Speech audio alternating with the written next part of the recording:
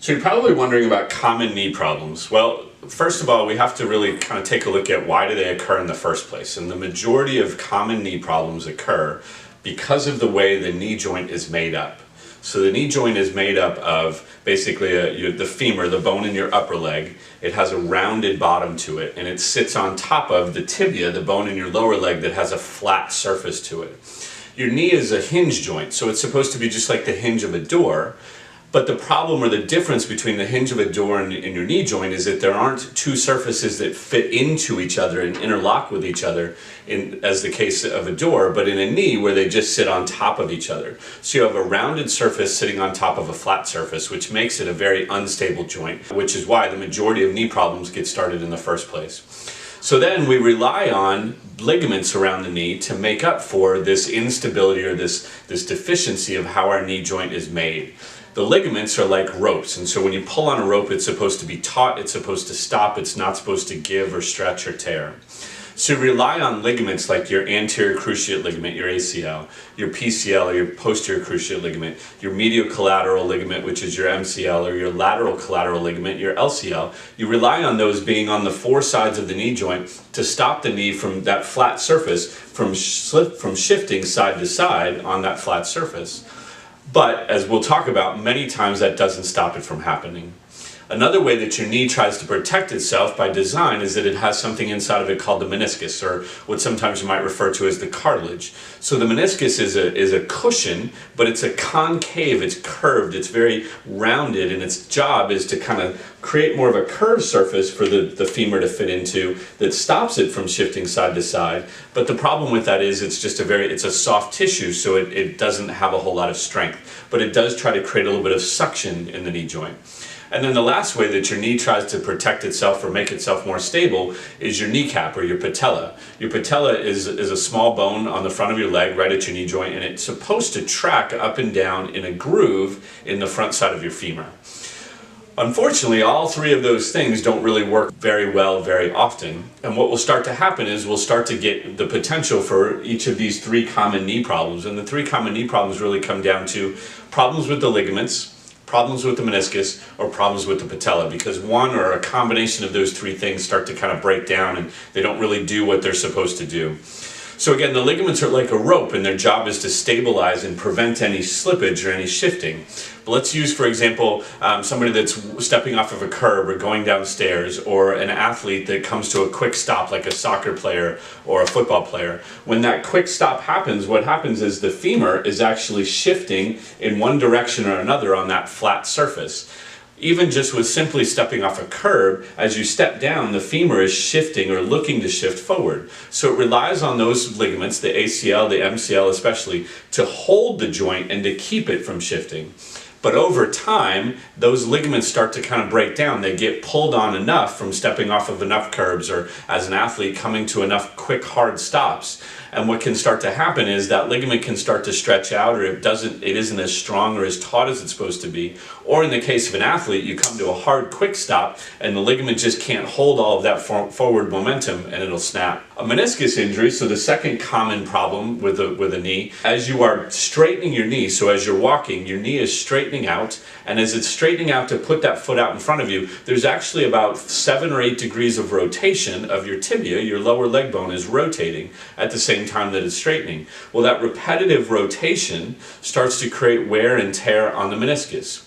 Or, in the case of an athlete, a basketball player who's making an explosive jump up to get a rebound, for example, that meniscus can get caught in the joint, and the same can happen as you're just walking. The meniscus gets caught. It's supposed to rotate with the tibia, but it doesn't. It stays still. It gets caught in between the tibia and the femur. It can cause pain. If it gets caught with enough hard force, it can actually create a tear, and then it becomes like a hangnail. It's this thing that keeps getting caught on, and it will continue to tear and get greater, or it'll continue to pull back and create more problems. And then the third common problem that we see most often in knees is a patellofemoral problem. So again, the patella is that bone on the front of your knee, and it's supposed to track straight up and down in a groove in the front of the femur. Unfortunately, in the majority of people, it doesn't do that. At the same time it's tracking up and down, it's actually shifting side to side. And that shifting side to side allows the tibia, the lower leg bone, to rotate more. It makes it harder for you to straighten your knee out, etc. But overall, it just creates more of an unstable joint. Again, puts more wear and tear on the meniscus, more wear and tear on the ligaments, and all of these three problems kind of start to intertwine with one another. If you're having any of these problems, any of these three common problems, a ligament injury, a meniscus problem, or a patella femoral problem, you'll start to develop varying levels of pain in your knee, and that could be sharp pain, it could be stiffness, it could be ache, sore, etc. You'll also start to notice potentially some swelling in the knee. It might be the whole knee, it might be in a specific location. Other things that you could start to feel or start to notice is some popping and cracking that comes and goes with activity, or some stiffness that's there mostly when you're sitting, like if you've been sitting in a movie theater, sitting at your desk, or sitting in the car too long at work, you'll get a lot of stiffness in that knee. Or if you're standing for a period of time, you'll start to get some stiffness in your knee as well. If it progresses and the problem actually gets worse, you can start to have problems fully straightening your knee or bending it as far as you can bend the other knee.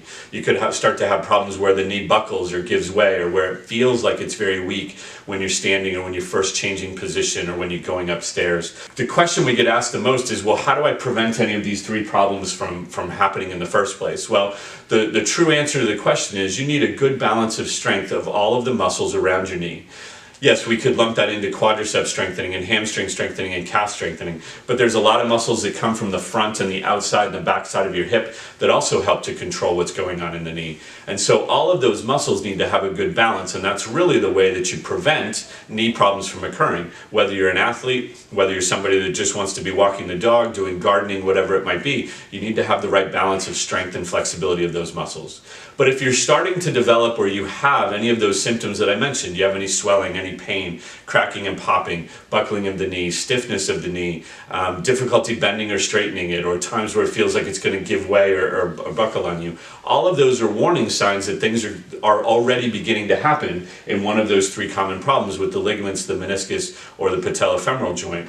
And so what we need to do is you need to get somebody to look at that knee, and that's where an expert physical therapist here at Loudoun Sports Therapy Center comes in. We can sit with you, there's a number of special tests that we can do to figure out exactly which or combination of which of those three things you're having problems with. We're going to listen to what your symptoms are like, when you seem to have those symptoms, and it helps us to fit together a picture specific to your knee so that we can figure out, is it a ligament problem, a meniscus problem, patella femoral problem, or a combination thereof. And most importantly, all three of those things are things that can heal. They just need to be given the right environment, the right opportunity to do so. The only thing in your knee that can't heal itself all the way on its own, with the exception of arthritis, is a complete ligament rupture. And you would definitely know if that had happened. You'd be having a lot of instability. You would have had a specific trauma. Typically it's something that we see in an athlete or in somebody that has a lot of contact in their day, contact or impact on their knee. But otherwise, all of those ligament problems, meniscus problems, and patellofemoral problems are all things that if we get you evaluated, we can figure out exactly what's causing your problem and know what we need to do in order to get you started on a plan of care that'll take care of it. So give us a call, let's get you in, let's figure out what's going on with your knee, and we'll help you get it healing and back to doing all the things you want to do.